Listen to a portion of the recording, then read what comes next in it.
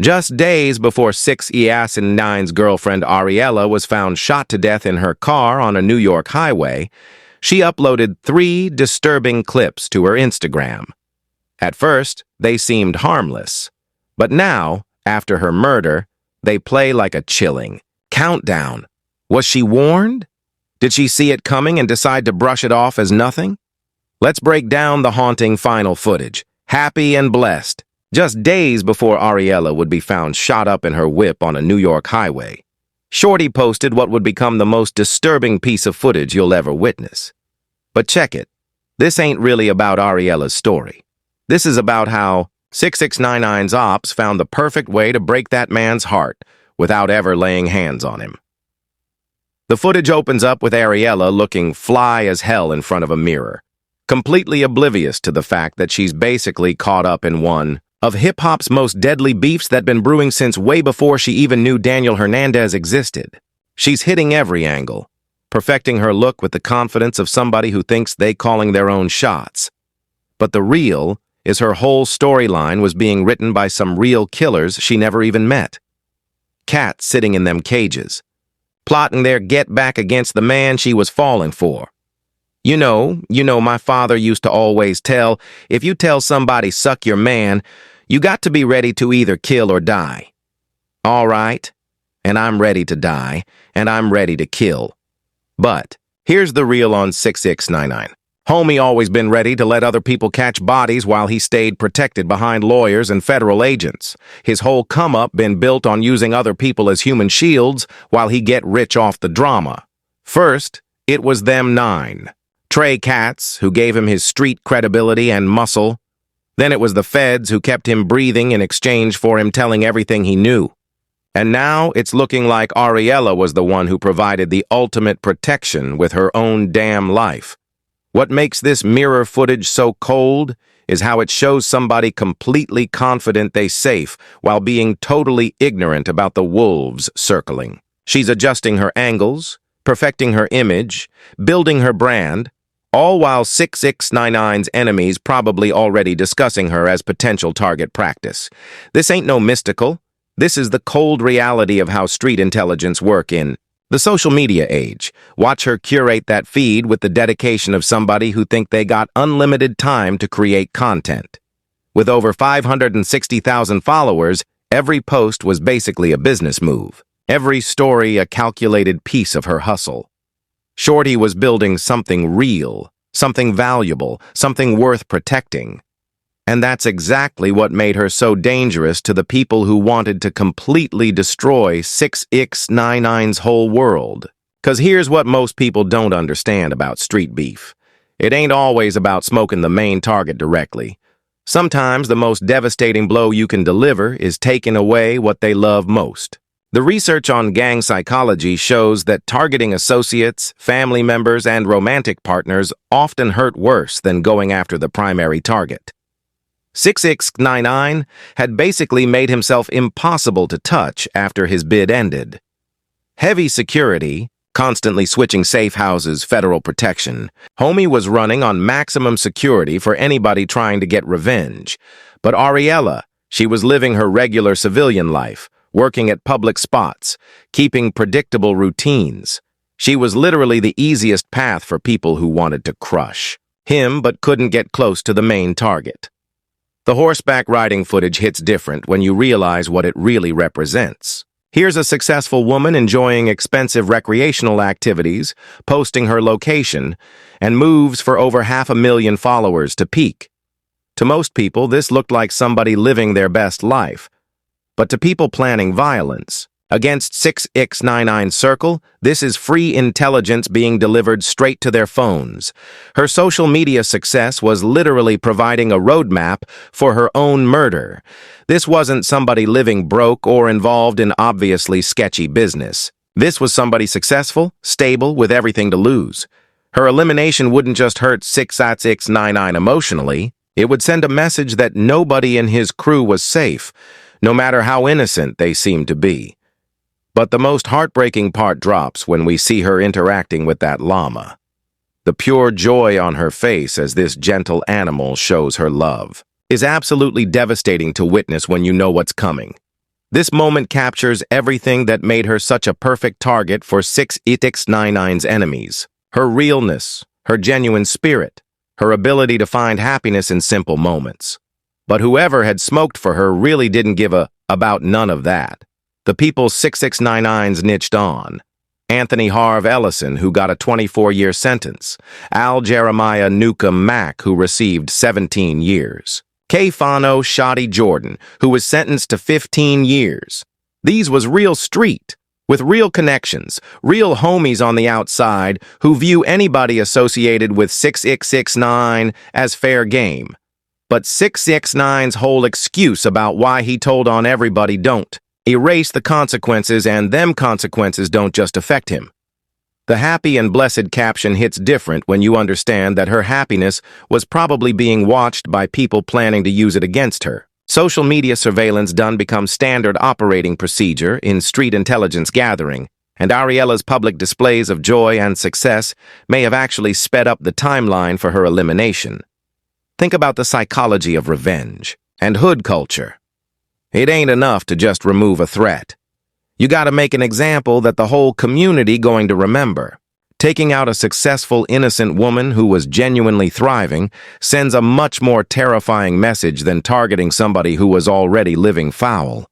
It basically says, nobody's safe, no matter how far removed they seem from criminal activity.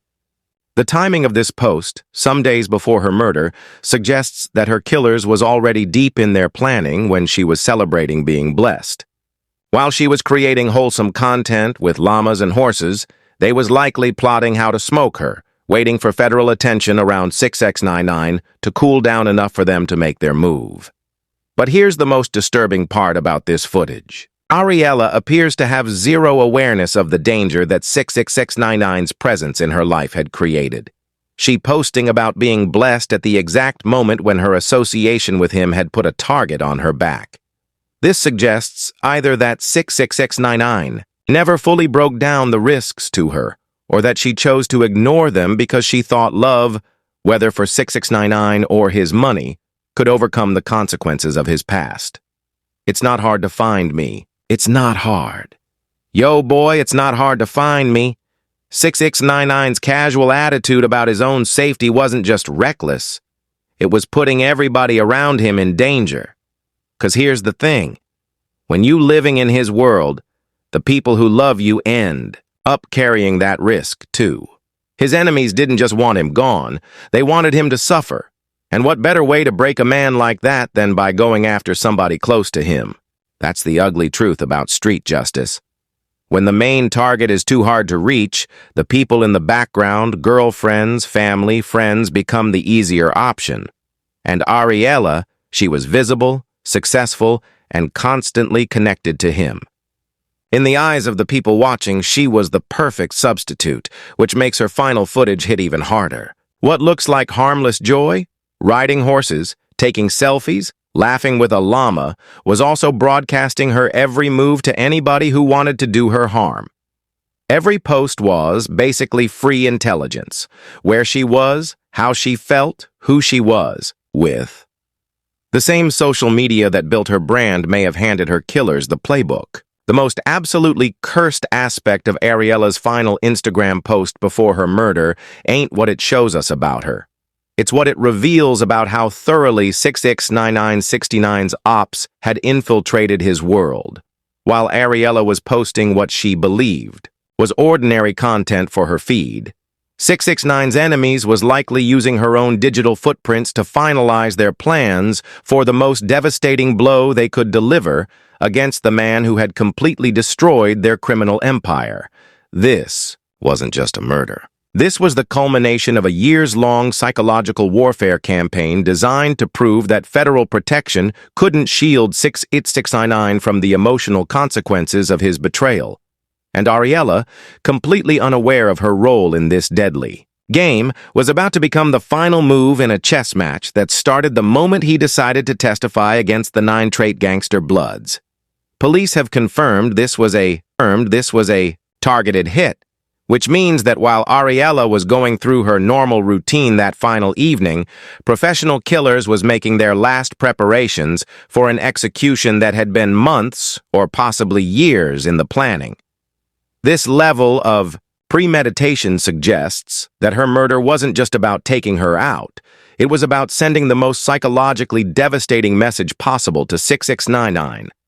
The timing of her final post is absolutely crucial to understanding its horrific significance. In the broader context of street retribution, she was found shot up at approximately 8 a.m. on Sunday, August 17, 2025, which means this final story was posted during the last night of her life, possibly just hours before she was ambushed and eliminated. But here's what makes this murder so strategically cold from the perspective of 6ix9ine's enemies. They didn't just kill his girl. They killed her in a way that would traumatize him for the rest of his life. Some unverified reports suggest she may have been in the whip with 6ix9ine at the time of the shooting, which would mean he either witnessed her murder or narrowly escaped death himself. While she paid the ultimate price for their relationship, 6ix9ine was constantly assessing his own safety, his own exposure, his own protection, while apparently never considering how his enemies might use the people he cared about as weapons against him.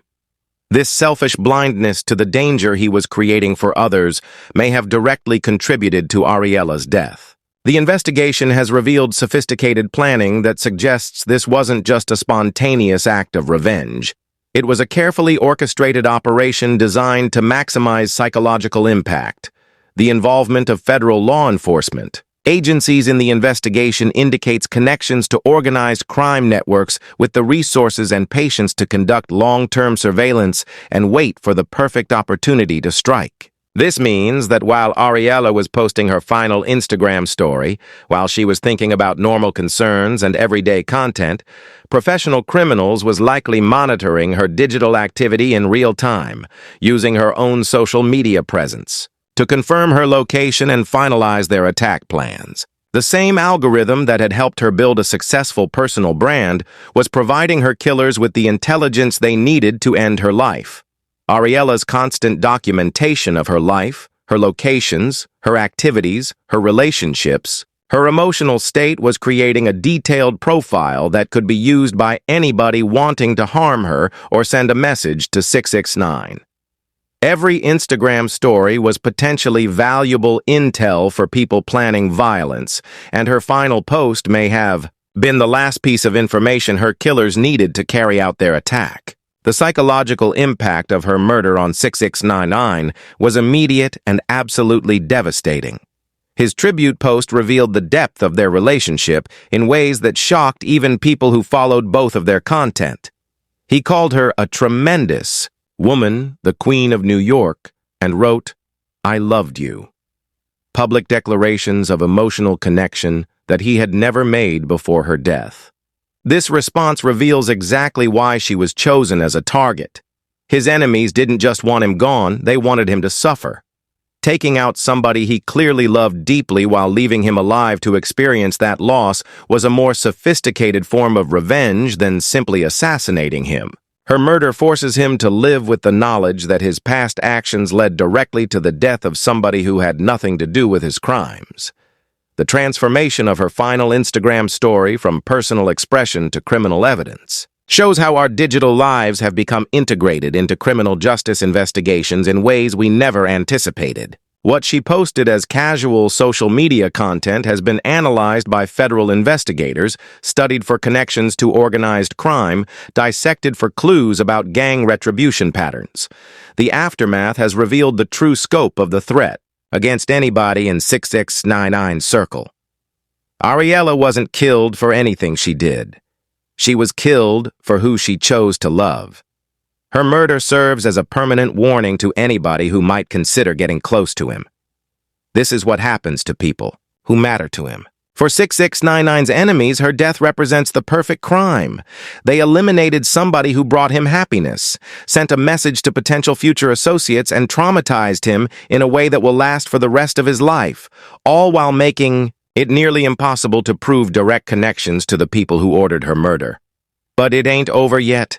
This will definitely not be the last of them. Why? Well, because if there's one thing 6ix9ine never learned, it's when to shut his mouth. 6ix9ine be digging his own grave. His whole brand was built on volume. Louder than everyone else in the room. He didn't just rap aggressively, he lived aggressively. Success wasn't enough. He had to shove it in everybody's face. That mouth, that trolling, that refusal to let anything go. That was the gasoline fueling every beef. And now it might have cost Ariella her life. Every sign points to one truth. 6ix9ine's past refuses to let him walk free. Ariella's death shows his enemies don't even need to touch him. They can hit the people around him and in the streets he comes from. That kind of wound cuts deeper than bullets. It all started with Nin Trey. 6ix9ine wasn't born into that world. He wasn't raised in the code. He was an outsider, a rainbow-haired kid who wanted credibility. Nin Trey saw dollar signs, and together they built the 6ix9ine persona.